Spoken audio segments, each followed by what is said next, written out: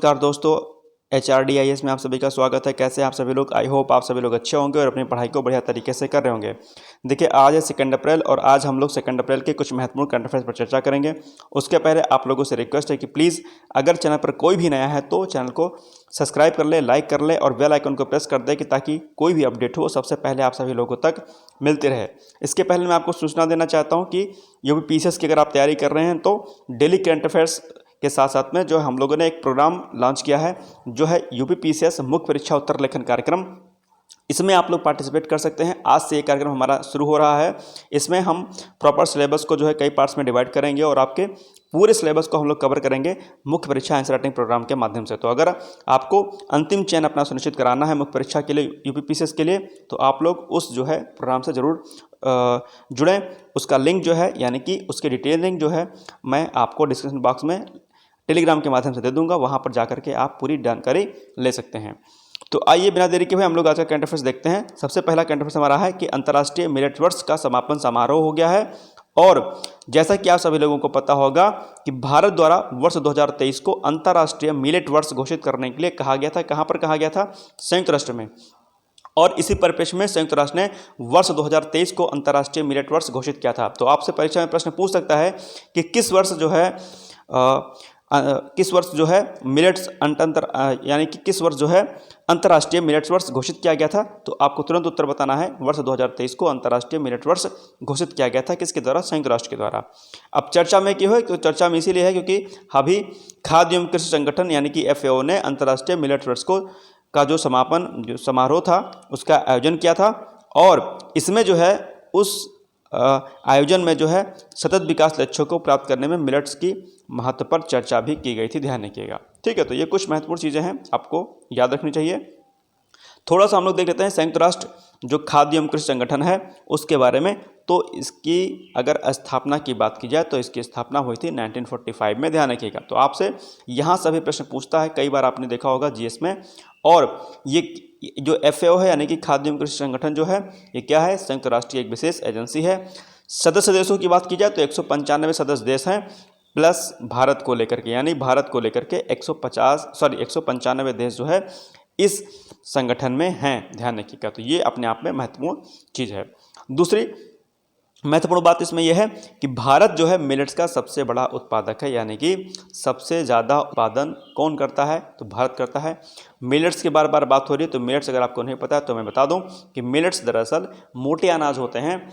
और मोटे अनाज को लेकर के जो है अभी भारत में बहुत बड़ा जो है कदम भारत सरकार उठा रही है। इनकी जो पौष्टिकता होती है इसको लेकर के। और जब से कोरोना आया है उसके बाद से जो है मिलेट्स की जो डिमांड है वो बढ़ गई है, क्योंकि इसमें बहुत सारे ऐसे पोषक तत्व होते हैं जो आपके स्वास्थ्य के लिए लाभकारी होते हैं। तो ये मिलेट्स को आगे बढ़ाने के लिए न सिर्फ भारत आगे आ रहा है बल्कि वैश्विक स्तर पर भी मिलेट्स को बढ़ावा देने के लिए कई सारे प्रोग्राम जो है लॉन्च किए गए हैं। ध्यान रखिएगा, ठीक है। अब मिलेट्स वाला जो प्रश्न है आपका, ये आपकी मुख्य परीक्षा में पूछ सकता है। ध्यान रखिएगा, ओके। PCS मुख्य परीक्षा में। नेक्स्ट है श्यामजी कृष्ण वर्मा की पुण्यतिथि। अभी माननीय मोदी जी ने जो है श्रद्धांजलि व्यक्त की थी। और श्यामजी कृष्ण वर्मा जो है भारतीय जो है राष्ट्रीय आंदोलन में काफ़ी सक्रिय थे। जन्म इनका कब हुआ था? गुजरात के मांडवी में हुआ था। और इंडियन होम रूल सोसाइटी और इंडिया हाउस की इन्होंने स्थापना की थी। ध्यान रखिएगा। जन्म 4 अक्टूबर 1857 यानी कि 4 अक्टूबर 1857। और मृत्यु कब हुई थी? 31 मार्च 1930 को हुई थी। ध्यान रखिएगा। श्यामजी कृष्ण वर्मा के अगर बारे में बात की जाए तो श्यामजी कृष्ण वर्मा स्वामी दयानंद सरस्वती जी के जो है क्या थे? बहुत बड़े शिष्य थे, यानी कि आर्य समाज के जो है ये आर्य समाज को मानने वाले थे। और इन्होंने कई सारे जो है कार्य अच्छे किए। देश की आज़ादी को दिलाने के लिए कहीं ना कहीं इनका योगदान जो है बहुत ही बड़ा रहा है। अब स्वामी दयानंद सरस्वती की बात आई है, तो स्वामी दयानंद सरस्वती कौन थे? तो ये आर्य समाज के स्वामी दयानंद सरस्वती क्या थे? संस्थापक थे। और आर्य समाज की स्थापना कब की गई थी? तो 1875 यानी कि 1875 में जो है आर्य समाज की स्थापना की गई थी। और आर्य समाज ने बहुत व्यापक स्तर पर जो है शुद्धि आंदोलन चलाया था। ये पॉइंट भी आप लोग ध्यान रखिएगा। साथ ही साथ में स्वदेशी को लेकर के जो सबसे पहले मुखरता जो व्यक्ति मुखर हुए थे वो स्वामी दयानंद सरस्वती जी ही थे। और उनके शिष्य स्वामी श्रद्धानंद जी ने जो है गुरुकुल कांगड़ा विश्वविद्यालय हरिद्वार 1902 में इसकी स्थापना की थी। आप लोगों को पता होगा। ठीक है। तो स्वामी श्रद्धानंद जी के बारे में भी जो है कई बार प्रश्न आपसे पूछ लेता है।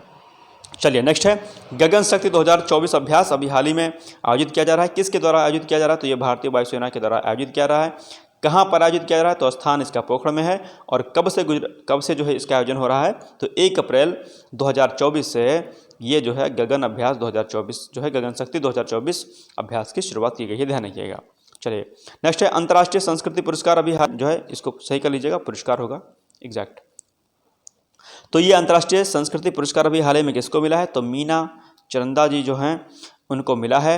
डीयू की जो है एक कॉलेज है डीयू में, वहाँ के जो है ये क्या कहते हैं प्रिंसिपल थी। कालिंदी कॉलेज है डीयू का, ठीक है, दिल्ली यूनिवर्सिटी का, वहाँ की प्रिंसिपल थी, ध्यान रखिएगा। तो हो सकता है आपसे पूछ लिया अंतर्राष्ट्रीय संस्कृति पुरस्कार किसको मिला था?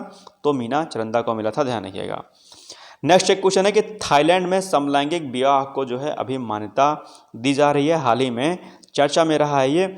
और वहाँ की जो संसद है थाईलैंड की, वहाँ पर इस विधेयक को पारित किया गया था। और अगर ये कानून बन जाता है तो कानून बन जाने के बाद एशिया में यानी कि ताइवान और नेपाल के बाद एशिया में तीसरा देश बन जाएगा कौन? थाईलैंड, जिसने समलैंगिक विवाह को जो है मान्यता प्रदान की है।